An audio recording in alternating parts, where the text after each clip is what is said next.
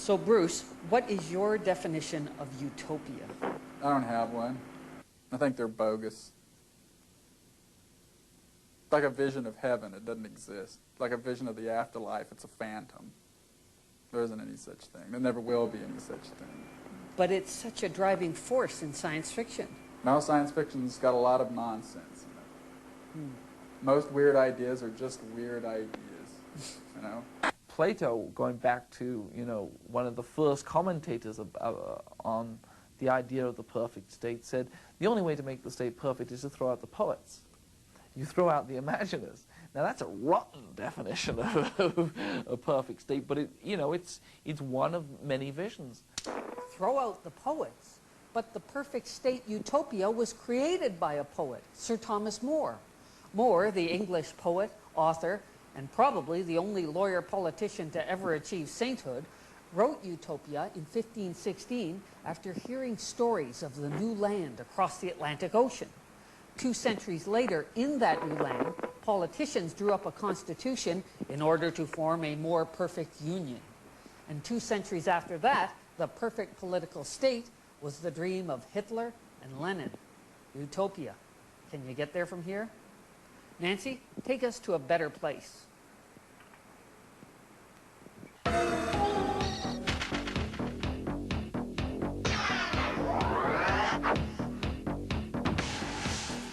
Rising anti-Semitism in Eastern Europe has voted the English only sign 40,000 tons of armed with PCBs blew up the ozone layer today.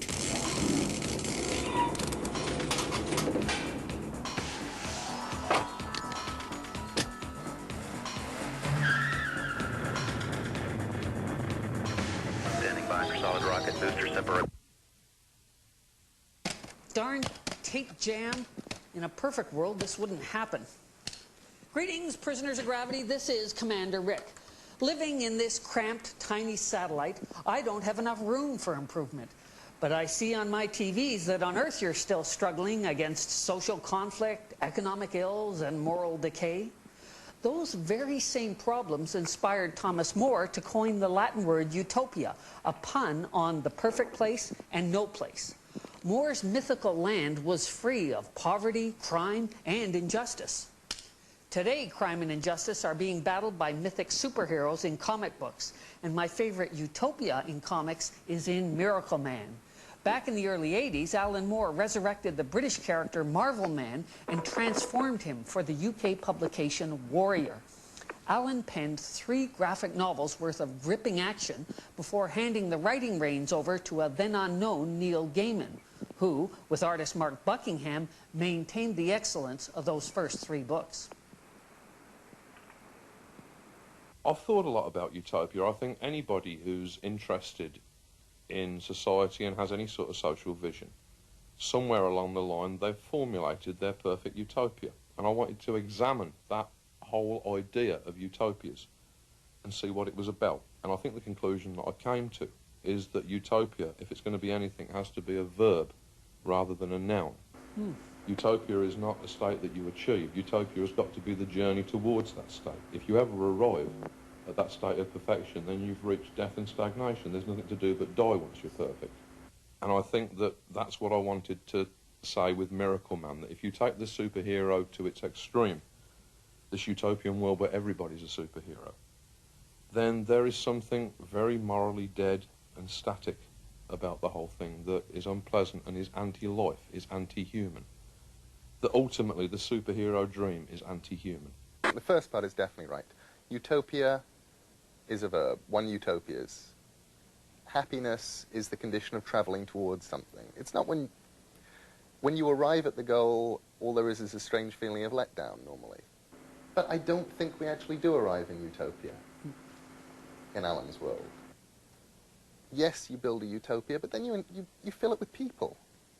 It doesn't work.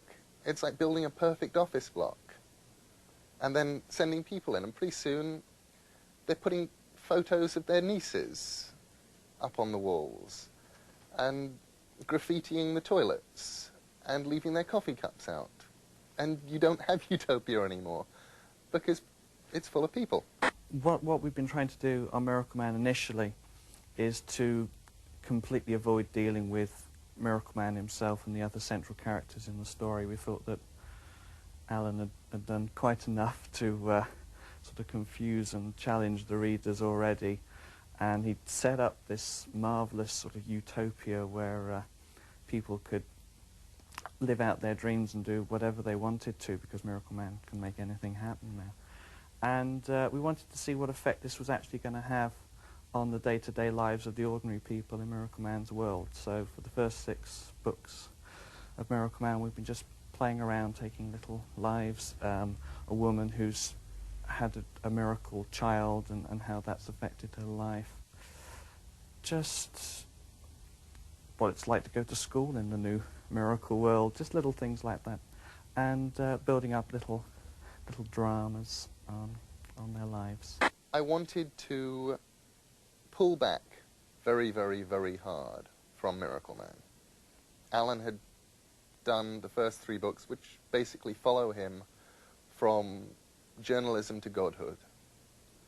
So I wanted to pull back hard. I wanted to examine the society almost from underneath. It is a very unsatisfying utopia, because, I mean, the Golden Age is basically a little section of tragedy, a selection of tragedies. They're very sad little stories, even the ones that end happily, especially the ones that end happily. They're not reassuring stories. They're not comfortable. Yes, the world has changed, but people continue to be people. And that is their triumph, and that is also their tragedy. In his biography at the back of Miracleman Book 4, Neil traces his interest in utopias to science fiction author R.A. Lafferty, who wrote Past Master. And in the introduction to Miracleman Book 4, SF author Samuel R. Delany says that Neil's Miracleman is the most delicate and touching tales of some half-dozen very human men and women. And Delany ought to know about utopias. After all, he invented one on Neptune's moon, Triton. Delany wrote Triton partly in response to Ursula K. Le Guin's award-winning novel, The Dispossessed, which was subtitled An Ambiguous Utopia. Delany subtitled Triton An Ambiguous Heterotopia. Both books could be subtitled How a Sex Change Can Teach You Some Pretty Profound Lessons About Life. Why did you decide to focus on a sexual utopia in Triton? Well, what I decided to do is to focus on what I thought was a political utopia, and I thought that the politics would have to include the things that would make most of us happy. And since so much of our lives, so much of our mental lives has to do with worrying about the sex that's available to us, I figured that's something that had to be taken care of in any place that was going to be fun to live. And so I tried to set up the template of a place where the basic complaints that so many people have, which boil down to there is not enough sex of the sort I like that's available to me, were taken care of. When you were writing the book, did you look to any of the non-science fiction utopias, like, say, Thomas More's classic work, as templates? No, I really didn't. That surprises me. It had always struck me that science fiction really was very different from, science fictional thinking was very different from utopian thinking. Utopian thinking, to me, seems to start by positing an overall structure and then fitting everything within that. I couldn't tell you how the government of Triton actually functions. I couldn't tell you, what office is on what floor of City Hall and what office is right next to it, and how they would have, how the whole governmental structure would have to be set up, what officers and that it had. In a utopia, usually the people can tell you, the author of a utopia can tell you how the whole governmental structure actually functions. I can't tell you that about Triton. I can just, I give you what it feels like and smells like to walk down the street. And I bet it smells heavenly. Before Delany and Le Guin, science fiction often defined utopia in terms of scientific progress, in the shape of things to come. H.G. Wells saw technology as our savior, our servant, and our techno-ticket to heaven. And in real life, machines and medicines have arguably made life safer, easier, and longer. Human life, anyway. I mean, without machines, I'd be dead up here. Actually, without machines, I'd still be safe down on Earth. In Brave New World, Aldous Huxley warns that the perfect plastic paradise will be a techno-trap that dehumanizes humans. But most SF writers say utopia simply isn't achievable.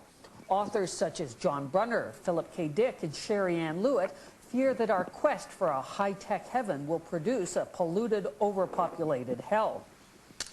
And chasing a heaven that turns out to be a hell is also a traditional theme in horror fiction.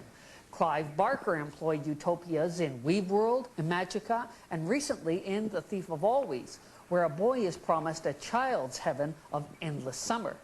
Last month, Clive and I talked about why fantastic fiction is the perfect place for utopias. I think fantastic writing is very often said, well, look, let's talk about the best possibilities and the worst. Let's talk about what life would be like if we were able to create this land of milk and honey. And let's also talk about what would happen if life became hell, or even worse hell than it already is. It's interesting to me that at a time when it seems our grasp of theological utopias, our grasp of hereafters is slipping more and more. We see, just by picking up the newspaper, in Europe, the rise of fascist forces talking about how they can make the state whole again in a way which last time led to the most monstrous calamity. It's almost as though we need somehow, whether it be in theological or sociological terms, to achieve some ideal, or at least dream of the perfect city-state, the perfect place, the perfect condition. In James Morrow's City of Truth, the perfect city-state is Veritas. Truth reigns supreme. You drive a Plymouth Adequate, eat at the No Great Shakes restaurant, and read Beat Off magazine. Plato might like Veritas. The poets have been thrown out, and everything seems to be perfect. What does Jack learn about Utopia from his adventures at Veritas and then in the underground? Nancy, did I have hiccups that day, or what's going? Okay. Sorry, folks. Machinery. The narrator in City of Truth is Jack Sperry, who works at the Wittgenstein Museum, eliminating art. No more metaphor and hyperbole. A human heart can't soar like an eagle. But when Jack's son is diagnosed with a deadly disease, he needs the lie of hope. So he turns to an illegal underground movement who believes that pigs can fly, horses have 6 legs, and yes, incurable disorders can be cured. What does Jack learn about Utopia from his adventures in Veritas and then in the underground city Satirev? I think that the message of City of Truth is that any attempt to organize a society from top to bottom and left to right, any attempt at the totalitarian dream is ipso facto wrong-headed, no matter how wonderful the ideals behind it might be. I think the protagonist learns that, not that there cannot be utopias, but that there should not be utopias. Neither of those worlds are where he wants to live. No. And he runs away from the very notion of engineering a society, and we don't know where he's going to end up, and he doesn't know where he's going to end up. But in this book, I'm saying utopia is a bad idea. In other books, I've said utopia is a good idea. I always like to make the sort of Ibsen move where, you know, as you may know, in one play, he would argue one side of the illusion versus reality question, and then in a subsequent play, he would come out on the other side. And in the case of my novel, Wine of Violence, I say utopia might be a good idea. Utopia could work. I suppose there it's a utopia that's so dear to my heart, the notion of universal pacifism, that I really wanted to give it its due and have the evil not be inherent, at least not within the ideal of pacifism. The evil is inherent in the vulnerability, I suppose, that utopia is eventually, the utopia in the Wine of Violence is is breached by outside humanity, and it's also under siege continually by the neurovores. Geoff, the society in the child garden seemed, well, nearly perfect. Were you consciously setting up a utopia? Certainly in the child garden, what I was trying to do was trying to create a society that was neither a utopia or a dystopia. You couldn't tell. There were great things about the world. Everyone's educated. Everyone has all the languages and information they need to have. Nobody thieves. Your personality faults, you're given a highly effective dose of psychotherapy once you're old enough to have established personality faults, so you're much happier. There's not, in some ways, there's not a lot wrong with that world. On the other hand, it is hell for one particular person who's the heroine. Why do so many utopias in fiction have a protagonist who's at odds with their society? I think what fiction can do, what essays do and what political agendas do, is they set priorities by looking at broad mass. What happens to the broad mass of people? In general, what is the result in general of a particular policy? And I think what fiction does is to say, yeah, well, while you're being all general, don't forget him or her over there, that one person. And so it's the individual case in fiction. And that's where its emotional appeal comes from. Ian, it must be difficult creating conflict for an action-adventure story when it's set in a utopian future. Is that why you chose a protagonist who opposes the culture in Consider Phlebas? I was trying really hard not to sort of proselytize for it too much and say, hey, isn't this a great place, chaps? Isn't this a fabulous future?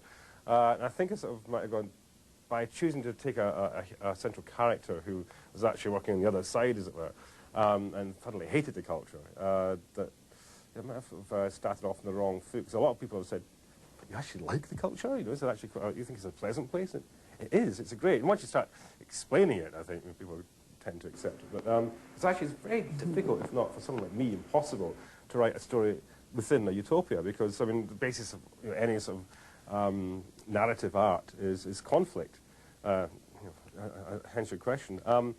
And to get conflict in a utopia is actually quite difficult. I think one of the persons who's done it at all well is Stanley Robinson, who's, especially his last book, Pacific Edge, has done some really great stuff set in a utopia. I found that quite difficult, because I quite enjoy writing action sequences, and violence and all that sort of stuff. There's not too much of that around, really, in a utopia. I suppose there might be in virtual reality, but that's another story. So I find I have to go to the outskirts, to play the culture as a utopia, as of interfacing with another civilization, whatever, to get places where I can set my stories. And the first one, I thought, what was the antithesis of the culture? What would the culture really hate, and what would really hate the culture? So a faith that was determined to expand and to push out and to control. I thought it would be the one thing that would actually annoy the culture enough. It would actually feel that it was threatened enough, in a sense. Its entire mission, its existence, in a way. Even though it wasn't actually directly threatened itself, the one thing the culture could actually do that gave it a reason for existing, one unselfish thing it could do, was to go out and try and interfere constructively in other civilizations, and to find that your mission, if you like, being thwarted by a bunch of religious nutters, basically, was the one thing that might actually get them to go to war. Sean, the fundamentalist Christian government in your novel Passion Play set out to construct a utopian America. How successful were they? It's closer to a dystopia. I mean, it is a dark world. It's one version of the world we see coming towards us as our standard of living decays, as people look increasingly for some sort of access to faith, some sort of moral standards, some sort of way to hold back the barbarian hordes, whether they're, the Japanese competitors or the economic aggressions from South Korea, or the blacks in the Bronx who are going to spill out and overwhelm you someday. I mean, people are digging in, and I think Passion Play is 20 years down the road or 30 years down the road, dug in North America. Now, you've placed religion at the center of your dystopia, but do you think it's possible to create utopia without some sort of faith or spirituality? Oh, I don't think so. I mean, you have to have some access to grace one way or another. You have to have some kind of faith. You don't have to I distinguish between faith and belief here, right? You don't have to believe in a God who's an old man with a white beard who sits on a chair or not, but you have to have some sort of sense that life around you is worth living, that you are connected to some rich and important pageant. One of the best utopias written in science fiction, it's a small field because utopias are hard to do without being boring, but there's an extremely good book by a fellow named Stanley Robinson called The Pacific Edge, which is a very good attempt at a utopia in many ways, where in some senses the sense of community and a certain hard-headed and unsentimental commitment to ecological healing is where the characters find that sense of grace. What Robinson is smart enough to do that other people seem often not to be in writing as utopia is to remember that people are people. You know, they fall in love, they break up, they're heartbroken. People continue to be the same no matter how perfect their circumstances. As you can see, the people I talk to keep mentioning Kim Stanley Robinson, and now is the perfect time to call him. Nancy, access a channel to Stan, please. Pacific Edge is set in a near-future California, Shangri-La land. The hero, Kevin Claiborne, is not in conflict with his society, a future where both big government and big business have been scaled back for more power to the people. However, Kevin is in conflict with the mayor of El Medina over a commercial real estate development and over the love of a woman. The result is a terrific, passionate story with a love triangle over a triangle of land. Stan, it's Rick. What's your definition of utopia? Sorry, Stan, I can't hear you. Hang on, Stan. Nancy, is this the capstan head again, or what? Oh, no, this is live, not tape. Sorry, Stan, just a sec. Is the Pentagon jamming us, or what? Hang on. The old ways are the best ways. There we go. Hello. Hi, Stan. It's Rick. Hi, Rick. Sorry about that audio glitch there. I wanted to talk about utopias. Oh, okay. What is your definition of utopia?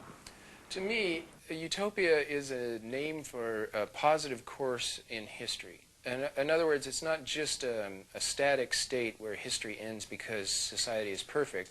It's a more dynamic thing where the world and our social systems are getting progressively better everywhere. And to me, that is utopia already. Now, each chapter in Pacific Edge begins with an excerpt from Kevin's grandfather's diary. One early entry says, "What a cheat utopias are, no wonder people hate them." Why did he write that? He wrote that because of this habit that most utopias have had so far of starting from scratch with a fresh start in history, which we in the real world are never going to have. So that, in a sense, these kind of utopias are useless to us because they all give themselves this artificial fresh start that is an impossibility in real history. Actually, that reminds me of another snippet from the diary where the Marxist philosopher Marcuse says, "We can't imagine our route from here to utopia." Was Marcuse right? Yes, well, especially when Marcuse wrote the book in the 60s, this comes from One Dimensional Man, his notion that in current society, things seem so locked and fixed, as if all of our institutions were natural laws rather than things that we've made up ourselves. And he was saying that one of the things that's keeping us from getting from a better society is that we can't imagine a history that would get us from here to there, and that this stops us right from the start. Now, I think since the massive events of 1989 with the fall of the Soviet bloc, that it's become, and the end of the Cold War, it's become obvious to everyone that history is still ongoing and that surprising things can still happen. And so, to me, if Marcuse were still alive, I think even as a Marxist he might admit that it's now become more possible than it was in the 60s to imagine our way to a better world. The one step on your road to utopia that I can't imagine is the government essentially outlawing multinational corporations because, among other things, they treat workers like cogs in a wheel. Now, from what I see on my monitors, multinationals are already so wealthy they control government, or so powerful they ignore it. So how do you even approach this problem? Yeah, I agree with you that this is, in fact, the most difficult problem, perhaps the crux, the next great world battle to be fought. And in a sense, it's democracy versus capitalism at this point. Now that the Cold War has ended and world socialism has, except for in China, fallen apart, we have the triumph of a global capitalist system that in many ways is in direct contradiction to the best help for the greatest number of people on Earth. And so I think this battle has to be fought across every front that you can imagine, including the local politics and support for politicians who will fight for campaign reform, so that it isn't, in fact, the corporations who are buying the politicians that are making our laws, but rather the people who are electing them. So that this is a direct confrontation that we're seeing being fought out, and I think will be one of the big important battles in the next stage of our history. Right. Now, one last question. Why did you decide to end the book on such a sad note? Well, the point I wanted to make is that Utopia will not be perfect, and there will still be human unhappiness. One of the biggest objections to Utopia is often put forth is that it would be boring, because there would no longer be human drama and conflict. And that's simply a political hit against the utopian thinking, against the notion that society could be better, made by people who are happy enough with the way things are now. In truth, even if we do have a very well-run society where everybody has got food, water, shelter, clothing, and medical care and education, which to me is a good functional definition of utopia, there will still be death and broken romance and the disappointment of one's personal ambitions. And these are drama enough. We don't need war, famine, and mass suffering to give human life meaning. In fact, that kind of thing degrades human meaning and only lowers our opportunity for discovering the true tragedies which exist in every human life. Absolutely. Thanks, Stan. Bye-bye. We'll talk again soon. I like Stan's idea of a world with no hunger or thirst and everyone clothed and sheltered. That sounds eminently doable. Of course, how do you create utopia if you can't agree on what it is? I mean, the Vikings dreamed of Valhalla, a place of war and glory. The Christian definition of heaven on earth ranges from the Garden of Eden to Heritage USA. And nirvana is the Buddhist's ideal of no need and no passion. And it's also the perfect grunge band from Seattle. So, you know. But so far, to quote George Bernard Shaw, perfection has been achieved only on paper. On paper made by cutting down our forests, poisoning our rivers, polluting our skies, displacing birds and animals, ripping up the beautiful valleys, filling the landscape.